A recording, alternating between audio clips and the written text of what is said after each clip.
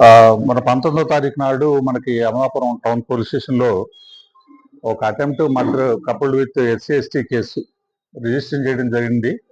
ఆ సంగతి మీ అందరికీ తెలిసిందే. ఆ కేసు సంబంధించినటువంటి ముద్దాయిల్లో అవుట్ ఆఫ్ 6 అక్యూజ్డ్ ముగ్గురిని ఈరోజు అరెస్ట్ చేయడం జరిగింది. ఆ డీటెయిల్స్ మీకు చెప్పే ముందు కొద్దిగా ఆ కేసు యొక్క పూర్వపరాల గురించి చెప్తాను నేను. దీంట్లో విక్టిము ధోనిపాటి మహేశ్వరరావు ఎలియాస్ మహేష్. ఈయన బెల్లవలపల్లి గ్రామం ఐనవెల్లి మండలం అయింది. ఈయన ఇంగ్లీష్ లెక్చరర్గా పనిచేస్తారు రావులపాలెంలో. శ్రీశాంతి వొకేషనల్ జూనియర్ కాలేజీలో పనిచేస్తారు. ఈయన ఒక 2 సంవత్సరాల క్రితం ఈ రాయల్ కాలేజీలో పనిచేసే విజయ్ కుమార్ అనే వ్యక్తి, ఆయన పరిచయం, వీళ్ళిద్దరికి ఫ్రెండ్షిప్ ఉంది. ఆయన పరిచయం ద్వారా తుని మున్సిపాలిటీలో బిల్ కలెక్టర్గా పనిచేస్తాడు. దీంట్లో సిరసవల్లి ఉదయ్ శంకర్ అనే అతను. ఇతను గతంలో ఇక్కడ అమలాపురంలో పనిచేసేవాడు బిల్ కలెక్టర్గా.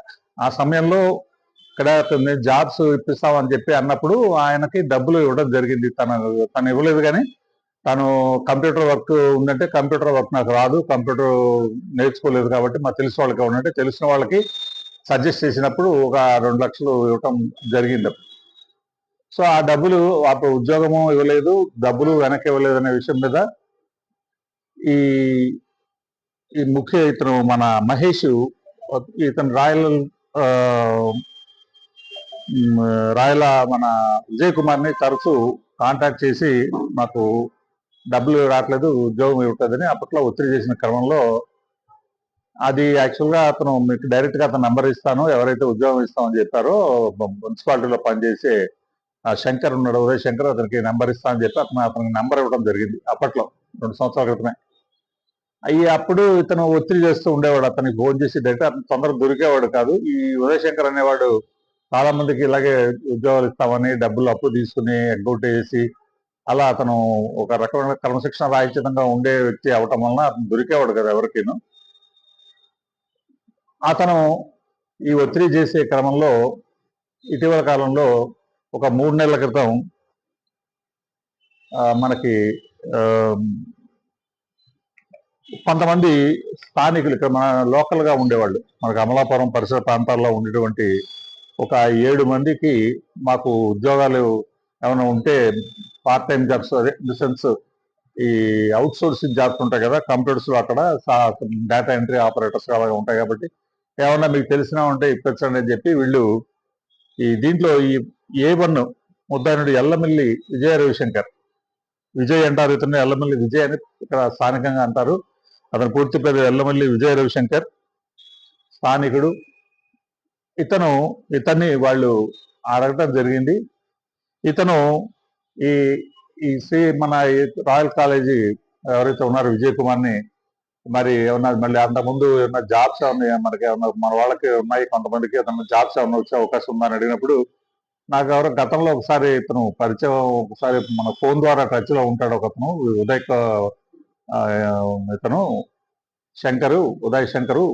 సో అతన్ని నెంబర్ ఇస్తాను, అతనితో మాట్లాడితే మనకేమైనా ఉన్నాయేమో చెప్తారు, ఈ మున్సిపాలిటీలో అక్కడక్కడ ఉంటూ ఉంటాయి జాబ్స్ అని చెప్తే అప్పుడు ఏం చేస్తారంటే ఈ ఉదయ్ శంకర్ ద్వారా వాళ్ళు మాట్లాడినప్పుడు తర్వాత కొంతకాలానికి జాబ్స్ ఉన్నాయి, మీకు కొంత ఖర్చు అవుతుంది అన్నప్పుడు ఈ 7 మీద కలిపి సుమారుగా 6,70,000 రూపాయలు వాళ్ళు ఫోన్ పే చేస్తారు. వాళ్ళు విక్టిమ్సే చేస్తారు, విక్టిమ్స్ డైరెక్ట్గా అతనికి చేస్తారు, ఉదయ్ శంకర్కి చేస్తారు. తీసుకున్న తర్వాత జరిగి 3 నెలలు అయింది, ఇప్పటికి ఏప్రిల్లో జరిగింది. అప్పటి నుంచి కూడా ఇతను దొరకట్లేదు, ఇటు డబ్బులు ఇవ్వట్లేదు, ఉద్యోగాలు ఇవ్వట్లేదు. దాంతో వాళ్ళ విక్టిమ్స్ అందరూ కూడాను ఈ విజయ్ని, ఎవరైతే మెయిన్ విజయ్ ఉన్నాడో, ఎల్లమిల్లి విజయ్ ఉన్నాడో, ఈ విజయ్ని వచ్చి ఇతను ఒత్తిడి చేయడం మొదలుపెట్టారు. అతను నా పరువు పోతుంది, నేను ఏదో హెల్ప్ చేద్దామని చెప్పరికి నేను టార్గెట్ అయిపోతున్నాను, నన్ను ముద్దాలాగా మారిపోతున్నాను అనే క్రమంలో ఇతను మళ్ళీ అగైన్ ఈ కాలేజీ సంబంధించినటువంటి విజయ్ కుమార్ని కన్సల్ట్ చేసి నాకు చాలా ఇబ్బందిగా ఉంది, ఇమ్మీడియట్గా డబ్బులు ఇప్పించాలి, మళ్ళీ వెనకన్నా ఇప్పించాలి, ఉద్యోగాలను ఇప్పించాలి, మాట్లాడమని అతను ఒత్తిడి చేసినప్పుడు అప్పుడు ఇతను నెంబర్ తీసుకుని, ఈ విజయ్ శంకర్ నెంబర్ తీసుకుని మాట్లాడతారు. ఈ వాళ్ళలో విక్టిమ్స్ కూడా ఉంటారు. మాట్లాడి మీరు వచ్చి సెటిల్ చేసుకోకపోతే మాత్రం మిమ్మల్ని మేము సీరియస్ గా తీసుకుంటామని బెదిరిస్తారు, వార్న్ చేస్తారు, చంపేస్తామని బెదిరిస్తారు. రాకపోతే మాత్రం చాలా సీరియస్ కాన్సిక్వెన్సెస్ ఉంటాయని బెదిరిస్తారు. బెదిరిస్తే అతను భయపడి వస్తాడు. అతను ఎప్పుడంటే 19వ తారీఖు నాడు అతను వస్తాడు. ఇక్కడికి వచ్చిన తర్వాత అతన్ని కూర్చోబెట్టుకుని ఈ మొదటి ముద్దానంటే విజయి, తర్వాత వరదల బాలరాజు అనేవాడు, తర్వాత ఎర్ర కృష్ణ అనేవాడు, ఇంకో ముద్దాయిలు ముగ్గురు ఉన్నారు. మొత్తం అంటే యాక్చువల్ ముద్దాయిలు అందరూ లేరు కానీ మెయిన్ గా విజయి, తర్వాత బాలరాజు, కృష్ణ అనేవాడు. ఎందుకంటే ఈ కృష్ణ సంబంధించి కొడుకు డబ్బులు కూడా దాంట్లో ఉంటాయి, బాలరాజు కూడా అతని డబ్బులు కూడా ఉన్నాయి, అతను కూడా విక్టిమే. సో వీళ్ళు ఏం చేశారంటే అతను పిలిపిస్తారు. పిలిపించినప్పుడు వాడు నా దగ్గర ఇప్పుడు డబ్బులు లేవు, ఏమీ లేవు, నేను ఇప్పుడే ఎంపీ చేయాలి, నాకు టైం ఇవ్వండి, నేను చాలా ఇబ్బందులు ఉన్నాయి నాకు అని అతను తాత్సారం చేస్తాడు. అతని వాళ్ళు గట్టిగా మందలిస్తారు, బెదిరిస్తారని చేసినాక అతను తొందరగా రాకపోతే మధ్యలో మరి మాట్లాడించి ఇప్పిస్తారన్నావు కదా, రికార్డ్ రెడీ అయిపోయింది అన్నావు అని వాళ్ళు అడుగుతారు. యాక్చువల్గా ఇది క్రమంలో ఏంటంటే ఈ మన విక్టిమ్ ఎవరైతే ఇప్పుడు ఈ కేసులో విక్టిమ్ ఎవరైతే ఉన్నారో మహేష్, తను గతంలో 2 లక్షల రూపాయలు, గతంలో 2 సంవత్సరాల క్రితం తీసుకున్న 2 లక్షల గురించి ఒత్తిడి చేసే క్రమంలో ఈ శంకర్తో టచ్ లో ఉంటాడు, ఫోన్ ఒత్తిడి చేస్తుంటాడు. ఒత్తిడి చేసే క్రమంలో ఈ శంకర్ ఏం చేస్తాడంటే ఇప్పుడు లేటెస్ట్ గా వచ్చినటువంటి ఈ ప్రెషర్ ని, వాడు అసలే మోసగాడు ఈ శంకర్ అనేవాడు, బేసికల్లీ చీట్. వీడు దీని నుంచి తప్పుకోవడం కోసం ఏం చేశాడంటే ఈ మహేష్ ని స్లోగా ట్రాప్ చేస్తాడు. నువ్వు నాకు కొద్దిగా అనుకూలంగా హెల్ప్ చేస్తే నేను నాకు ఫర్దర్ గా డబ్బులు వచ్చినప్పుడు నీ డబ్బులు నీకు ఇచ్చేస్తాను, కొద్దిగా మాట సహాయం చేయని చెప్పి అతను ట్రాప్ చేస్తాడు. ఈ మహేష్ అతను ట్రాప్ లో పడతాడు. ఎడ్యుకేటెడ్ మ్యాన్ గానే కొద్ది డబ్బుల కోసం చెప్పి కొద్ది ట్రాప్ లో పడతాడు. ఏంటి ట్రాప్ అంటే